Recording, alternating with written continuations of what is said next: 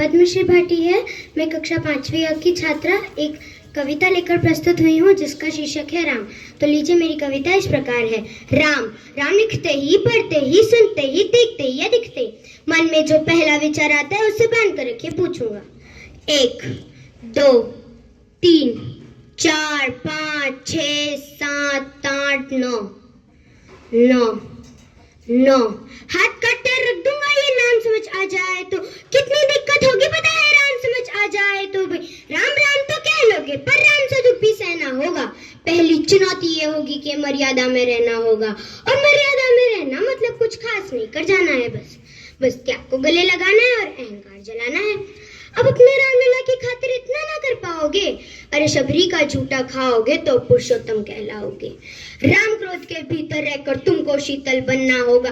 बुद्ध भी जिसकी छांव में बैठे वैसा पीपल बनना होगा ये सब कुछ, और वो भी शून्य में रहकर प्यारे।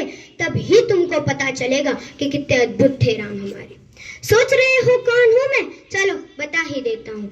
तुमने ही तो नाम दिया था, मैं पागल कहलाता हूँ। नया हूँ यहाँ पे तो ना पहले किसी को देखा है। वैसे तो हूँ त्रेता से, मुझे कृष्ण किसी ने कलयुग भेजा है। भाई बात वहां तक फैल गई है कि यहाँ कुछ तो मंगल होने को है, कि भरत से भारत हुए राज्य में सुना है राम जी आने को है। बड़े भाग्यशाली हो तुम सब। नहीं, वहां पे सब यही कहते हैं, हम तो राम राज्य में रहते थे, इन सब में राम रहते हैं। यही तुम सब में राम का अंश छुपा है, मतलब वो तुम में आते हैं रहने। सच है या फिर गलत खबर? अगर सच्ची है तो क्या कहना, तो सबको राम पता ही होगा। घर के बड़ों ने बताया होगा। तो बताओ फिर की क्या है राम? बताओ फिर की क्या है राम? बताओ। अरे पता है तुमको क्या है राम? या बस हाथ धनुष तरकश में बाण, या वन में जिन्होंने किया गुजारा, या फिर कैसे रावण मारा? लक्ष्मण जिनको कहते भैया, जिनकी पत्नी सीता मैया, फिर ये तो हो गई वही कहानी, एक था राजा एक थी रानी। क्या सच में तुमको राम पता है, या वो भी आकर हम बताएं? बड़े दिनों से हूँ यहाँ पर, सब कुछ देख रहा हूँ कब से। प्रभु से मिलने आया था मैं, उन्हें छोड़कर मिला हूँ सबसे। एक बात कहूँ, बुरा न मानो, नहीं तुम तुरंत ही क्रोधित हो जाते हो। पूरी बात तो सुनते भी नहीं, सीधे घर पर आ जाते हो। ये तुम लोगों के राम जपो में पहले सा आराम नहीं। ये तुम लोगों के राम जपो में पहले सा आराम नहीं। जबरदस्ती के जय श्री राम में सब कुछ है, बस राम नहीं। ये राजनीति का दाया बाया जितना मर्जी खेलो तुम। दाया बाया, अरे दाया बाया ये तुम्हारी वर्तमान प्रादेशिक भाषा में क्या कहते थे उसे वो? हाँ, लेफ्ट एंड राइट। ये राजनीति का दाया बाया जितना मर्जी खेलो तुम। चेतावनी को लेकिन मेरी अपने ज़हन में डालो तुम। निस्वार्थ के अगर कोई राम नाम को गाता हो तो खबरदार, अगर जरूरत की और मेरे राम को बांटा तो। भारत का कवि हूँ मैं, तभी निडर वो कहता हूँ। राम है मेरी हर रचना में, मैं बजरंग में रहता हूँ। भारत की नींव है कविताएं और सत्य हमारी बातों में, तभी कलम हमारी तीखी और साहित्य हमारे हाथों में। तो सोच समझ कर राम कहो तुम, ये बस आतिश का नारा नहीं। जब तक राम हृदय में नहीं, तुमने राम पुकारा नहीं।